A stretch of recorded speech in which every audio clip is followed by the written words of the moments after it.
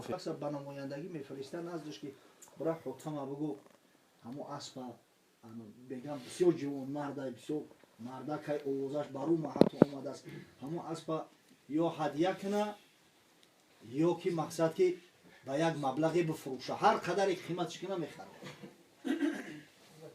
قیصه کوتاه میگه نمایندهش اومد همون فرستاده قیصر روم بگاه روزی رسید در خیمه همون روز یا روزی طوفانی بوده است باد چنگ دیگه همی غبار برداشته است میگه هوا غبار آلود آدم پهلوی خچه نمیشناسه وقتی خودم دید که مهمون است آدم ناشناسه در رو دعوتش کرد خونه و مقصد او عزتش کرد نزدش طعام آورد گوشت پخت گرفت آورد همون شب بیچاره شب تا سحر خوب نکرده است خدمت مهمون نکرده روز دیگر شد عادت شمامی بوده است که تا 3 روز مهمانداری نمیکرده نمیپرسیده تو کی کجا میره که اون مهمون گفت که حاتم گفت من سراسیمترم یک خواهش دارم ای قیصر روم خواهش رو آوردگی خیلی بگو همون آوازه اسب خطه شنیده است همون رعنا را التماس کرد که همون اسب یا هدیه کنه یا اگر بسیار قیمتش بلند باشه نرخش بگم من بخرمش من حاتم گفت اوخه همیگه پا بر وقت همه گفتی خدا جان تماس کنم تو دینه پیگه اومدی از بس که دیگه هم طوفان بود چنگ غبار بود چراگاه رفتن نمیشید من همی ای خوفی اون که تو شب گشنه نمونی مهمونی از پکشتم رعنو را اینه برای طرف گرفتم و بردم مرده کبینه از پیره که شاید میلیون ها دلار قیمت داشت مهمون گشنه نمونه گفته خودم در زمانی مشرکی گذاشته اگر در زمان جاهلیت میگه مرده که بد ببینه همون به خاطر اون که مهمون گشنه نمونه همون از پکشت است گرفته آورده مهمون نوازیش کرده میگه 5 اسبش داد که عذر ما را در قیصر برسونه بگو اینا میخواد کار شد وقتی اومد گفت که برای مهمون اسب پکشته قیصر گفت که بیهوده اینا تعریف نمیکردی یا تو شما نجواب برگی درخ نمیجم خشو به حالت گفت خیلی اسب من میداشتم فرزند من میکشتم او را نمیکشتم کار به خاطر خدا های تربیه اسب هم به خاطر خدا های در زمان جنگ قادسیه این جنگ قادسیه جنگی است که بین مسلمان ها و قشون فارس ها واقع شده است میگه سردار قشون مسلمان ها سعد ابن ابی وقاص بود رضی الله تعالی عنه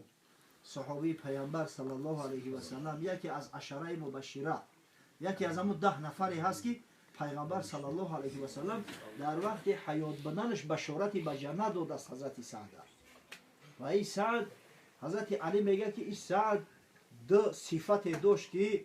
همه صحابه های پیغمبر هوس شمه خوردن برای همین 2 صفتش یکیش اون که پیغمبر ایره خال میگفته است تقوی از بس که از بنی زهره بود مادری پیغمبر صلی الله علیه و سلم از بنی زهره بود ایره تقوی میگفت خیش مادریش بود و دوم میگه یگانه شخصی در میان صحابه ها که پیغمبر صلی الله علیه و سلم پدر و مادرش فداش کرده است همین سعد ابن ابی وقاص است در جنگ احد سعد بسیار تیرزن به دست آورد حضرت میگه تیروی کجله را راست میکرد میداد که ارمی یا سعد فداک ابی و امی یا سعد ارمی فداک ابی و امی یا سعد تیر بزن پدر و مادرم فدات شود فخر میکرد و حضرت همین سعد ابن ابی وقاص سرداری قشون مسلمان ها است یک اسب داره با نام صحبا ولی کتابا از رساله ها است الخیل درباره اسبای مشهوره که در عرب گذشتگی پیش از اسلام در زمان اسلام همه قصه را میارن مقصد که اسب دوست میداریم اسب بیچاره را میبریم در بین بز میاندازیم زجرش میکنیم درباره تاریخ اسب بلا را نمیدونیم حضرت صلی الله علیه و سلم اسب داشت اسب دوست میداشت ولی همین چوندوزا را جمع کرد که همین کدام نامی اقلا یا اسب پیغمبر صلی الله علیه و سلم میدونه اکثرش بلا را نمیدونن اسب گنرال مارشال یا نامایی که از برای خدا با اسلام اصلا موافقت نمیکنه میگه نام اسب حضرت سعد صحبا بود است بسیار اسب مشهور اسب نامدار در نیم جزیره عرب نظیر نداشت میگه همه اسبای عرب که اسکاکون امروز هم بسیار مشهور هم میدونه نه قیمت ترین اسبای رو میخرن حضرت میگه در جنگ قادسیه در همون جنگ حل کننده که بین فرس و بین مسلمان ها شده بود بیماری نقریس شده بود پدگره دیگه حرکت کرده نمیتونست اسب سواری اوس بیسته اما شبانه اومد همین اسو در دستش با تکیه یک شاگردش قشونه گشته است که مقصد مردم روح بلند کنه تا اینکه مردم فرد در جنگ که قشون دشمن از اینا زیاد بود نگریزن استودگری کنن اومد که یک شخص با نام ابو محجن یه وقتا همین شراب نوش بوده است 8 بار حد شرب زدگی همش 8 بار هم در زمان پیغمبر صلی الله علیه و سلم هم در زمان ابوبکر صدیق هم در زمان حضرت عمر آخر بار 8م وقتی زدنش توبه کرد حضرت عمر گفت که یا امیرالمؤمنین مرا همین یگان جای دورتر بفرست همین سبوتلیکم دور باشم که با همین وسوسه میکنن مقصد با دستم در همین شراب میروه این حضرت هم گرفت عراق فرستادش در همین جنگ قادسیه اشتراک میکنه یک نظم بسیار مشهور داره در این مسئله عراق هرچی همین الکگولیکای ما نمیدونن اگر این نظم این بای روایات خیام به یک نول میزنه اذا مت فتفنی علی اصل کرما اگر مردم در بخی تا گورم کنه میگه زنده هم های داشت مردم در بخی تا گور کنه که ای آوی تا استخوانم استفاده برن همه را زمزمه کرده و شمشیرش تیز دوره یه حضرت یکی گوش کرد نوشگرید شود تو حولی نمامی که پورا بس نکده حضرت قهرش کرد گفت بله در تخونه محکمش کنید در همون قصد قادسیه بودن یک خونه در محکمش کردن بیچاره را قلف و کلیدش در یاد در شد روز دیگه جنگ سر شده است به جنگی سخت بود صدای نعره و شمشیر با هم خوردن الله اکبر این دیگه بیچاره بی‌طاقت شده و محجم درش تشب کرده است هی مسلمان ها یگان آدم زنده هست زن سعد زن با نام سلما آواز ششرید اومد تو کی گفت من ابو محجم چی میخواهی گفت التماس خواهر جان مرا اینجا رها کن نخو برادرای من در جنگ جان به جان آفرین تسلیم کنن این در همین خیل روز نخو من یک جوانمردی سالم و غیرت در جای سویگی خواب کنم ای خدا نمیترسه شما را به خدا قسم گفت فردا ایدامن تو میگیرم در پیش پروردگار و این زن وقتی که نام خدا را گرفت ترسید میگه دروازه را باز کرد او گفت سعد من از سیاست میکنم گفت اگر شهید شدم دیگه هیچ چیز نمیگم نه که اگر زنده موندم اینت عهد میکنم که همه جمعیان بود همین تخونه میدرم در محکم که درنگ نمیوه و حضرت رهاش کرد برومد و گفت خواهر تا من میرسم در جنگ که جنگ خلاص میشه دیگه میشه خیلی مسافه تا اونجا همین صحبا در جو باشه گفت در اختخونه گفت همین اسب جنگی باید در میدان باشه در ایتری روزی جنگ برام را بیار ای سعد نپرسیده چی من موری او را میگه گفت انشالله سعد اجر ثواب شه وقتی دادنش دیگه هیچی نمیگه انشالله زنده که ماندم با اسب میگیرم میارم میبری در اختخونه میبندی خبر نمیشه اسب آوردن اسبی مسته این حضرت خودش مست بالای اسوار میگه در میدان برو ما تکبیر قطعی گاه طرف چپ هجم میکنه گاه طرف راست هجم میکنه همه حضرت سعد ابن ابی وقاص تماشا داره کیف کرده است سبحان الله این دیوانه خدا کی باشه این مردی خدا کی باشه خوب تماشا کرد تو بگه را او حضرت هم جنگ کرد است که میگه سعد تماشا کرد گفت به خدا قسم اگر به شرط من یقین نمیدونستم که صحبا در اختخانه یا ابو محجن در زندان هر آینه گمان میکردم که همین سواره ابو محجن است همین صحبای ما در دلش رفته صاحب اسب نمیفهم بخی اگر چند میگه در اختخانه دلش در چی رفت این حضرت هم همون بگه سروسیمه اومد اسب بردن در اختخانه بستن در اومد در همون تخانه درش محکم کردن ساعت خیس لنگیده اسب خبرگیری اومد با دلگوی حقه اومد که اسب در آب و عرق گم تو بگر اسب دوونده است که اسبی مست در آب و عرق گم همیتا خف کردگی بعد زنش سوال کرد که این اسب کی سوار شد گفت ابو محجن اوخه ابو محجن در زندان ایکو گفت خیلی گفت که فردا روز قیامت با من گیر میشم از شما من دیگر نتونستم سرش رو داشت و حضرت اومد برای باز کرد ابو محجن ایجوش پرید خیست آغوشش کرد ای پیشانش بوسه کرد گفت شخصی که همه خیلی جوانمرد در همتری روز محکم بکنه با خدا قسم نه جوانمرد برای وقتی فرامد اولی صبر کرد بگی همون صحبه را سورش همون ایت بخشیده باشه او زیبی تو داره مرده که ببینه کارش به خاطر خدا بود همون اسب تربیت کردنش به خاطر خدا بود به خاطر خدا که بود ببینه در راه خدا با صرفش کرد یعنی وقتی کار به خاطر خدا باشه کار دیگه فکری رو نمیکنی فکری انو آخرت تا میکنی فکری پروردگار رو میکنی سبحان الله اگه امروز همین صحبت اسب شد یک بزرگمرد خدا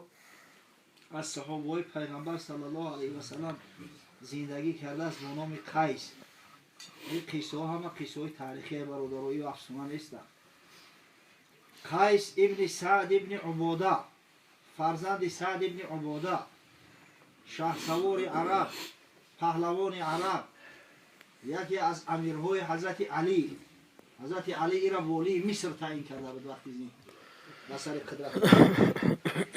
وزیری بگه مینیستری ابرون امام حسن یک شخصیت بسیار ثروتمند بود جوانمرد بود با غیرت بود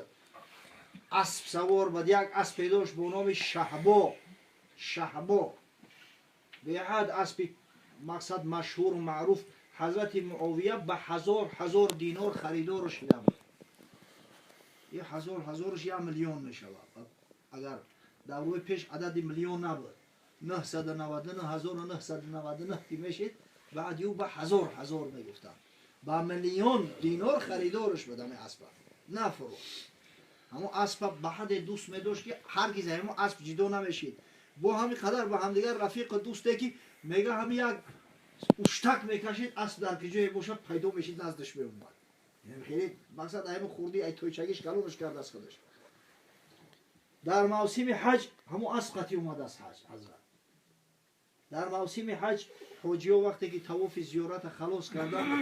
همه مناسک انجام دادن الکی رفتن اکثر شده است بعضی ها مدینه منوره به زیارت روضه شریفه می روند بعضی های دیگر الکی زیارت کردگی بعد حج اومدن خانه هاشو می رفتن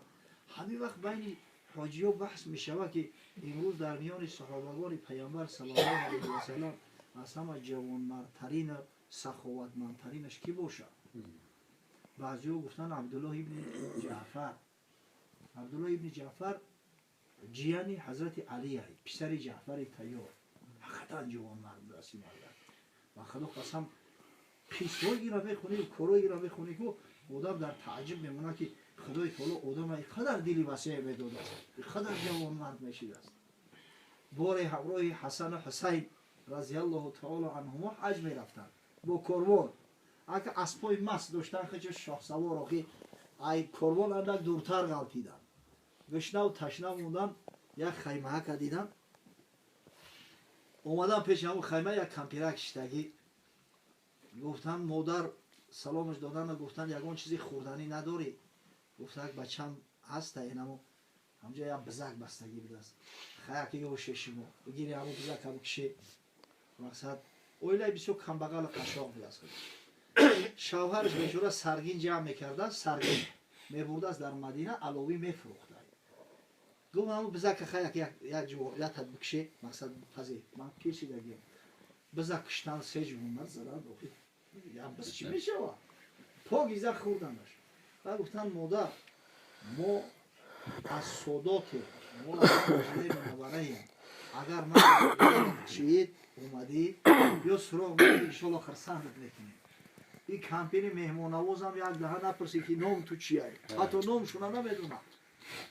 میگه زدم بزاو برفتم میگه شوهرش اومد بیچاره که سرگیناش فروخته است اومده است یک چند نون خریدگی اومد بز نیست زنک این بز که جوشید تو 3 شاه پلنگ اومدن بچه های مزه بخش و ایروش و نور میبارید از سادات بدیم کشنه ایم گفتن خیلی بزا که گفتم بکشه که من مشکری چواد تو بزی بارا دکی دادی تا آخرا نومشو پرسیدی کیان گفت نه های کسوفت موردن دا که ترم میره قطیم سرگین جمع میکنی گفت اما دار و ندار ما یا بز بد ایسارت موندی انا می ترم میره سرگین جمع میکنی یا جویا ببره بفروشه بیچاره کمپیرا که دیگه میبرد از قطیشم تری این حضرت ها رفتن حج کردن گشتن اومدن ایبای چند ماه گذشته است. یه روز کمپیرک در پشتش سرگین همون کوچه قطعی میگذشته است که امام حسن دیدش. مادر گفت سلام علیکم مرا شلوخته گفت نه بچم. او گفت ما مهمونای رو خونده ایتی بزا کشتیم خورده کو. ها بچه رو سازه اول پرسیش کرد. بعد انا گفت چیکار میکنی؟ گفت اینا تری سرگی فروشی میکنه. اما بزا که خورده دیگه در بالای جنگوی شمار بوده ما رو اون تری سرگی فروش کرده است. 1000 دینار رو 1000 گوسپندش داد میگه. بعد یه غلام شد گفت که اینا پیش حسین بر. خالی نروا. او وای ثواب نمونه. نازی امام حسین آوردنش. امام حسین هم دیگه همین خوب پذیراییش کرد، خیر مقدمش کرد. مادر جان مقصد انا چیکار کردستی همین خیر. حسن چی داد؟ حسن گفت 1000 دینار و 1000 گوسپندم داد است. اینم 1000 دینار و 1000 گوسپندش داد. بعد گفت که همه عبدالله ابن جعفر هم ای ثواب قبول نمونه. رویش کردن از عبدالله ابن جعفر کم پیره کرد. خیلی اومد. بعد پرسید عبدالله ابن جعفر که امام زاده ها چی دادن؟ گفت اول پیش من نمیوی. اول پیش من میومده که یک بزکی باز نمیدوختم حضرت را. برآورد میگه 5000 دینار و 5000 گوسپندش داد. یک رمه و مالی حالی بسیار گرفت و باشه ورشه گفت دیدی نوجوان مرد که نیکی میکنه در دجله انداز که ایزی در بیابان دهد باز. اینا خدای نیکل بزرگای اگر بشت به خاطر خدا کاری را انجام دادی خداوند هیچ وقت مکافاتی عملی را تأخیر نمیکنه در همین دنیا میرسونه. این همین خیلی مرد بدن یا عبدالله ابن جعفر. بعضی حجی ها گفتن که همین جوان مردترین شخص امروز در میان صحابه ها عبدالله ابن جعفر است.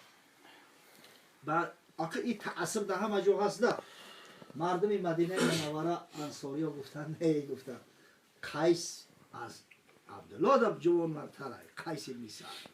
وقتی جنجال بالا گرفت یا آدمی به عقل گفت چی جنجال میکنی؟ هر دش در همین جا هر دش در حجم در مکه مکرمه چی میشه یا امتحان شو کنه معلوم میشه کی جوان مرد است. Who is who؟ خیسا کوتاه میگه یک مسافر فرستادن نزد حضرت عبدالله بن جعفر یک چند نزد قیس بن سعد. او یکی نزد حضرت عبدالله بن جعفر اومده بود. اومد که حضرت قصد سفر مدینه داره. شتر علاقه تیار کرد اگر شتر خوبه باید سوار شود و حرکت کنه. کمی آدم اومد که یا عبدالله انا مقصد که شنیدم همه جایی من مسافرم مبلغم تمام شده است. یا پولی ندارم نزد فرزندان برسم کمک کنم. من گفت بچه همه شتر سوار شد. شترش سرخون بود است. شتروی پاسون. اگر لکسوس های روزا دایی نمی لکسوس های 570. سوار شد بچه هم گفت های کرد. در درون خرجینش گفت 500 دینار 500 تنگه کیلو. ایره خرجی را کرد. خرجی سفر. سوار شد شتر آمد گفت این هدیه حضرت عبدالله بن جعفر حتی نام نپرسید که اینا یک خلطه تیلوی دیگر موجود است. خیلی گفتن این حضرت اگر نیست تو میدونیسته که خیلی جوان مرد منتظر قیس نکرد. یک شخص نزد او حضرت رفته است در خواب قیلوله قیس خوبه شب تا سحر در عبادت بوده است نزد خانه خدا خواب قیلوله کرده است. این اومد وقتی گفت زد غلامش گفت که او حضرت خوبه دیرتر بیام. وای گفت ای خوب خیزم. گفت من سراسیمم کاروانم رفته است و نمیتونم اینجا که منتظر بیستم. و گفت من دیلم نمیشه و حضرتم بیدار کنم. بسیار افغار شده گرد. چی میخواهی؟ غلام پرسیدش چی میخواهی؟ نممکنه مقصد آدم محتاجم دست نگرم. در همین کنج خونه یک خلطه ده 1000 دینار بود است. 1000 تلگه تیلی. گرفت دوتش غلام. نه بگی برای گفت انشالله من همین دیلم گوهیم بده که همین صاحب رو چیم نمیگه ای سعید. بگی برای. من گرفت خلطه را گفت مرده که خوب من همین خودم دردی سری خودم بدم پای پیوده. اوخی با این تیلای وزمین در گردنم بار کردی. یک چیزم نمیدی سوار شم. یک خرای اصلا یک شترای که مقصد بار ما بگیرم برام. عجب مرده کوی بدم ده. نمیگه که ناشگری چه و 1000 دینار رو دادم. و برا در 10 دینار رو جمعی شتری پیشی بزرگ رو میخری. در دهنی در اسب قیس بستگی ناشگری غلام هم ساز نمیشناخت از چی بالا هم اسب. مناسبت قیس با او اسب نمیدونست. گویی نمی اسب سوار شد برا. او ما یک جا خر اسب میکنه. اسب قیس سوار شدی بالا. اسب مسته. او اسب مشهور بود آخه همین روزا هم دیده بعضی اسبای هستن پایگاه دم برای همه مردم میدونن که او چی اسبایی پیشکی علاقه پروگراف میدن که این اسب میبرن همون خیلی اسب است اسب سوار شد اسب مستا اومد همه اسب دیدن گفتن خلاص گم نیست ای در جمهور ترش کنه است بعد گفت که ولی صبر کنی نه کیلو هم دو دایم هزار تا نه که خودش دودگی نیست یورا یا خالو مشتو تو حضرت خودش خوبه ها شب گفتن کو بیستیم این بدور شما کو ریاکسیش کنی میشه تی بچه این مردم این بس بزرگ از پای بچه‌ش رو بولو میدونن تلخش میکنه حضرت پیشین خیست غلام نزد شما که همیشه شو خواب بوده و یک مقصد یک آدمی محتاج اومد من دیدم نشید شما را بیدار کنم حضرت اما خلطه را دادمش برا بسیار کاری خوب کردی بچم بارا کاری خوب بعد گفت خول خلاص نیست حضرت گفت یک چیزی سواریم به ته اخمن یک جمعه همون شورا سواریم ما در مدینه نباشیم که مقصد بتون هم اسب گفتم بگی سوار شما همین جوش پرید خیست باشید همین رنگی که توگ میزنه تو همین تا پرید خیست گفت ای غلام آزادت کردم تو گفت به خدا قسم ای من جمعه محترم دهیم من دیلم نمیشید خدا او اسب بتون میرفتم یک چوپور جدا میکرد میخریدم او اسب تو ای من در مردکتر بوده آزادت کردم بود یکی مرد بودم همین کاراشو به خاطر خدا بود هر عملی میکردم همون رحمت شونم به خاطر خدا بود غضب شونم به خاطر خدا بود